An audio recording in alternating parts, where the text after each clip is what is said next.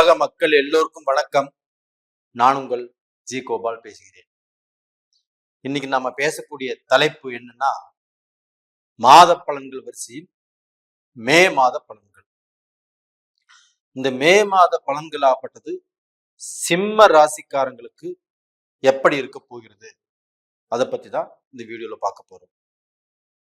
இந்த சிம்ம ராசிக்கு இந்த மாத கிரக அடைவுகளை பார்க்கலாம். சிம்ம ராசிக்கு 2ஆம் இடத்தில் கேது பகவான், கும்பத்தில் சனி பகவான், மீனத்தில் செவ்வாய் பகவான், ராகு பகவான், புதன் பகவான், மேசத்தில் சூரிய பகவான், ரிஷபத்தில் குரு பகவான், சுக்கிர பகவான். இது இந்த மாத கிரக அடைவு. அப்ப சிம்ம ராசி பொறுத்த வரைக்கும் சிம்ம ராசியுடைய அதிபதி யாருன்னா சூரியன். அந்த சூரியன் ஆப்பட்டது நவ கிரகங்களின் அரசன். அந்த சூரியன் ஆப்பட்டது உங்களுடைய ராசியிலிருந்து எண்ணி வர 9ஆம் இடத்தில் உச்சம் பெறுகிறார். அப்ப தன்னுடைய ராசிநாதன் உச்சம் பெறுவதால் சிம்ம ராசியில பிறந்த எல்லாத்துக்கும், ஆண் பெண் எல்லாத்துக்குமே இந்த மாதத்துல இந்த சூரியனுடைய அனுகிரகம் ரொம்ப நல்லா இருக்கு. அப்ப அந்த சூரிய பகவான் ஆகப்பட்டது உச்சம் பெறுவதால் தான் பார்க்க போனா முடியல, தான் சோம்பேறித்தனமாக தான் கைவிட்ட காரியங்கள் அப்படியே தான் சோர்ந்து போய் உட்கார்ந்து இருந்தாலும் இது எல்லாத்தையுமே இந்த சூரிய பகவான் உச்சம் பெறுவதால் ஒரு சுறுசுறுப்பை கொடுப்பார். தான் எந்திரிச்சு நின்று தான் சம்பாதிக்கணும், தான் சாதிக்கணும், தான் விட்டதை பிடிக்கணும், நாம் நல்ல பொசிஷனுக்கு வரணும் அப்படிங்கிற ஒரு ஆர்வம், ஒரு தைரியம், ஒரு தன்னம்பிக்கை எல்லாத்தையுமே இந்த சூரிய பகவான் கொடுப்பாருங்க. அப்ப அந்த சூரிய பகவான் கொடுக்கறதுனால கண்டிப்பாக நீங்க சாதிப்பீங்க. இதுவும் இந்த மே மாசம் 14ஆம் தேதி வரைக்கும் அந்த சூரிய பகவான் உச்சமாக இருப்பார். இதுக்கு அடுத்தபடியா பாத்தீங்கன்னா சுக்கிர பகவான் உங்களுடைய ராசிக்கு 3ஆம் இடத்து அதிபதி, உங்களுக்கு 10ஆம் இடத்து அதிபதி சுக்கிர பகவான் தான். அந்த சுக்கிர பகவான் ஆப்பட்டது மே மாசம் 19ஆம் தேதி ஆட்சி பலத்தோடு ரிஷபத்துக்கு வர்றாங்க. அப்ப உங்களுக்கு 3ஆம் இடம் முயற்சி ஸ்தானம், தைரிய வீரிய விஜயஸ்தானம். அப்ப அந்த தைரிய ஸ்தானாதிபதி தான் எடுக்கும் காரியத்தை நாம ஜெயிச்சு காட்டணும் அப்படிங்கிற அந்த தைரிய வீரிய விஜயஸ்தானத்துக்கு அந்த சுக்கிர பகவான் வர்றதுனால சிம்ம ராசியில பிறந்த எல்லாருமே தான் செஞ்சுட்டு இருக்கக்கூடிய தொழில், பிசினஸ், வியாபாரம், தான் செஞ்சுட்டு இருக்கிற வேலை விஷயங்கள், இதுல ஏதாவது ஒரு மாற்றத்தை கொண்டு வரணும், நம்ம சம்பாதிக்கணும், நம்ம சாதிக்கணும், நம்ம நல்ல பேர் வாங்கணும், நம்ம ஃபேமஸ் ஆகணும், நம்ம இப்ப இருக்கக்கூடிய பொசிஷன் இருந்து இன்னுமே நல்ல பொசிஷனுக்கு வரணும் இப்படிங்கிற வெறி வரும். அப்ப அதற்கு உண்டான ஒரு பாடுபடுவீங்க. கண்டிப்பாக வாழ்த்துக்கள், நீங்க பாடுபடுங்க, ஜெயிங்க, நல்லா இருப்பீங்க. அது போக பாத்தீங்கன்னா உங்களுடைய ராசிக்கு 9ஆம் இடத்து அதிபதி செவ்வாய் பகவான். அந்த செவ்வாய் பகவான் ஆப்பட்டது 8ஆம் இடத்துல இருக்கிறாங்க. அதுவும் அந்த 8ஆம் இடத்துல அந்த ராகு பகவானோடு இணைந்து இருக்கிறதுனால நீங்க எடுக்கக்கூடிய முயற்சிகள் எதுவாக இருந்தாலும் சரி, அதுல பார்க்க போனா கொஞ்சம் யோசனை செய்து, நம்ம ஒரு முறைக்கு பல முறை யோசனை செய்து ஒரு காரியத்தை நாம செய்யணும். அப்படி செய்யாமல் நம்ம பார்க்க போனா சுடுது மடிய புடி அப்படின்னு நம்ம அவசரப்பட்டு ஒரு ஆவேசத்துல நாம செஞ்சிட்டோம்னா இந்த செவ்வாய் பகவான் ஆப்பட்டு நம்மளை கழுத்தறுத்துருவாரு.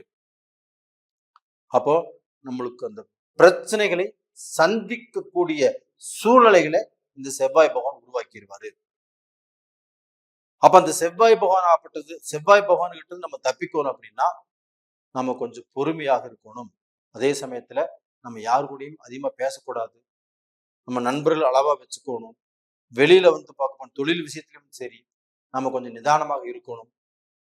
நம்மளுக்கு பார்க்க போனா அதிகமாக பேச்சை செலவிடக்கூடாது. இந்த செவ்வாய் பயிற்சி ஆகிற வரைக்கும்.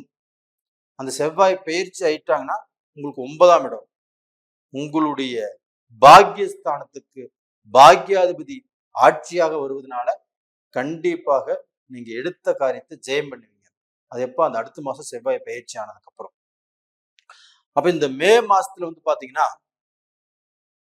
நீங்க கொஞ்சம் அமைதியாக சாந்தமாக இருப்பது நல்லது.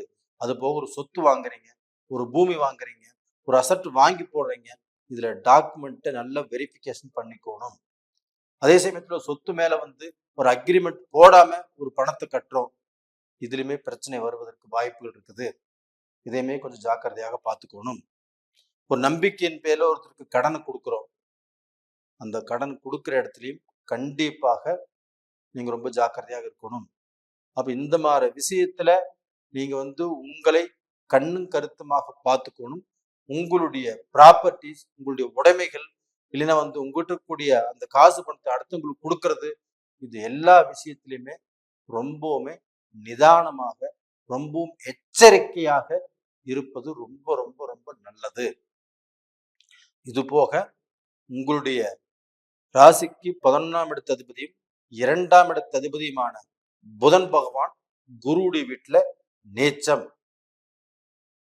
அப்ப உங்களுக்கு 11ஆம் இடத்து அதிபதி யாரு? புதன் பகவான். உங்களுக்கு 2ஆம் இடத்து அதிபதி யாரு? புதன் பகவான். அப்ப அந்த 11-2 அப்படிங்கிறது தனஸ்தானம், லாபஸ்தானம். அப்ப அந்த தனத்தை கொடுக்கக்கூடிய அந்த புதன் பகவான், அந்த லாபத்தை கொடுக்கக்கூடிய அந்த புதன் பகவான் உங்களுக்கு குருவுடைய வீட்டுல நேச்சமாக இருக்கிறாரு. அப்ப நீங்களே சொல்லுங்க. அப்போ நம்மளுக்கு வரக்கூடிய பணம் நம்மளுக்கு தங்காத அளவுக்கு ஏதாவது ரூபத்துல வீண் செலவுகள் வரும், விரை செலவுகள் வரும். அந்த விரை செலவுகளை நாம சுப செலவுகளாக மாத்திக்கணும். அது போக நம்மளுக்கு தனாதிபதி கெட்டு போயிருக்கிறாருன்னா நம்மளுக்கு பணம் வரக்கூடிய வழிகள்ல ரொம்ப ரொம்ப ஜாக்கிரதையாக இருக்கணும். பணம் வருவதும் கஷ்டம், அப்படி வந்தாலும் வந்த பணத்தை தக்க வைத்துக் கொள்வதும் ரொம்ப கஷ்டம். அப்ப இந்த மாதிரி சமயத்துல நம்மளுக்கு ஒரு ஆசான் தேவை. அப்ப நம்மளுக்கு குருமார்கள் தேவை, நல்ல எக்ஸ்பர்ட்ஸ் தேவை, நல்ல ஒரு ஆசிரியர்கள் தேவை. இப்போ அவங்களுடைய பேச்சை கேட்டு அவங்க கொடுக்கக்கூடிய அட்வைஸ் பிரகாரம் நாம முயற்சிகள் பண்றதோ, ஒரு விஷயத்தை எடுத்து நடத்துறதோ, எடுத்து செய்வதோ ரொம்பவுமே நல்லது. அது இல்லாம நாமளா புறப்பட்டு போனோம், நாமளாக நினைச்சோம், நாமளாக செஞ்சோம்னா அதனுடைய விளைவு அடுத்து லாஸ்ட்ல நிற்கும். உங்களுக்கு இழப்புகளைத்தான் கண்டிப்பா நீங்க சந்திக்க வேண்டியது வரும். அதனால நீங்க உங்களுக்குன்னு சில குருமார்களை வச்சுக்கோங்க. அவங்க சொல்படி நடக்கிறது இந்த பீரியட்ல ரொம்ப ரொம்ப நல்லது. அப்ப இது போக பாத்தீங்கன்னா உங்களுக்கு அந்த சனி பகவானுடைய அனுகிரகமும் 7ஆம் இடத்துல இருக்கிறதுனால அதுவும் சரியில்லை. அப்ப அந்த சனி பகவான் ஆப்பட்டது உங்களுக்கு கண்டக சனிங்கிறதுனால ஏதாவது ரூபத்துல தொழில்ல பிரச்சனைகள், சிக்கல்கள், அந்த வளர்ச்சியை கெடுக்கக்கூடிய சூழ்நிலைகள், அப்ப அந்த தொழில்ல நல்ல திருப்தியை கொடுக்காத சூழ்நிலைகள் இதைத்தான் உருவாக்கும். அப்ப இது உங்களுடைய ஜென்ம ஜாதகத்தில் உங்களுக்கு இருக்கக்கூடிய அந்த கிரக அடைவுகள், அப்ப அந்த ஜென்ம ஜாதகத்துல உங்களுக்கு என்ன தசை நடக்குது, என்ன புத்தி நடக்குது, இதை பாருங்க. அந்த ஜென்ம ஜாதகத்துல செவ்வாய் நல்லா இருக்குது, இல்ல புதன் நல்லா இருந்துச்சுன்னா இப்ப நான் சொன்ன பலன் எதுவுமே நடக்காது. அப்போ அந்த செவ்வாயும் புதனும் கெட்டு போயிருந்தால் இப்போ கோச்சார பிரகாரமும் செவ்வாயும் புதனும் கெட்டு கிடக்குறாங்க. அப்ப இந்த மாதிரி சமயத்துல எல்லாம் ஒண்ணு சேர்ந்துக்கும். அப்ப நம்மளுக்கு பக்கம் போற வழியில சிக்கல், தடுங்கல், பிரச்சனை, குழப்பம் இதெல்லாமே வந்துட்டு இருக்கும். அதே சமயத்துல படிக்கக்கூடிய மாணவர்கள் அந்த புதன் நேச்ச கதியில் இருக்கிறதுனால அடுத்தது அந்த புதன் மாறி வந்தாலுமே அந்த செவ்வாயும் குருவுடைய வீட்டுல இருக்கிறதுனால 8ஆம் இடத்துல இருக்கிறதுனால கண்டிப்பாக உங்களுக்கு கல்வியிலும் சரி, இப்ப அந்த கல்வியை முடிச்சுட்டு நீங்க வேலைக்கு ட்ரை பண்ணாலும் சரி, இல்ல ஒரு காலேஜுக்கு ட்ரை பண்றீங்க கிடைக்கல, அடுத்த காலேஜுக்கு போகணும் கிடைக்கல, இந்த மாதிரி விஷயத்திலும் சரி கொஞ்சம் குழப்பங்கள் வரும். அப்ப அந்த குழப்பத்தை சரி செய்து கொள்ள உங்களுக்கு ஒரு ஆசிரியர் தேவை, ஒரு குருமார்கள் தேவை. அவங்களை பயன்படுத்தி அவங்க மூலியமாக ஒரு ஐடியா வாங்கிக்கோங்க. உங்களுக்கு இப்போ ஒரு காலேஜ் கிடைக்கலையா, அடுத்த காலேஜுக்கு போங்க, ஒன்றும் தப்பே இல்லை. அப்படி நீங்க மனசை திடப்படுத்திக் கொள்ளுங்கள். அப்படி செஞ்சுக்கிட்டீங்கன்னா கண்டிப்பா நல்லா இருக்கும். அப்ப டோட்டலா பாத்தீங்கன்னா சிம்ம ராசிக்காரங்கள் இந்த மாசத்துல கண்டிப்பாக நல்லதும் கொஞ்சம் சரிவும் கலந்து சந்திக்கக்கூடிய வாய்ப்புகள் வரும். பார்த்துக்கோங்க. உங்களுடைய ஜென்ம ஜாதகத்தையும் செக் பண்ணிக்கோங்க. உங்களிடமிருந்து விடைபெறுவது உங்களின் ஜி கோபால். நன்றி, வணக்கம்.